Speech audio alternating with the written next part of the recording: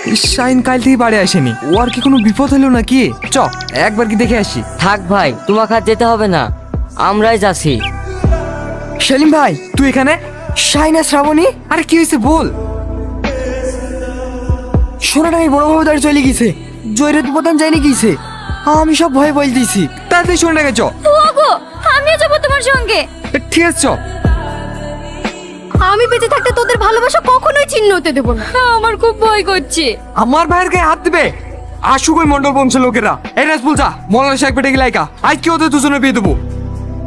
কিসের বিয়ে হবে না? এই বিয়ে বিয়ে হবে না মানে? আপনি ভালো ভালো বলছে এখান থেকে বেরিয়ে যান, নাহলে কিন্তু খুব খারাপ হয়ে যাবে।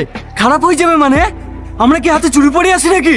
এই এই থামো তোমরা, কেউ পালানোর চেষ্টা করবে না।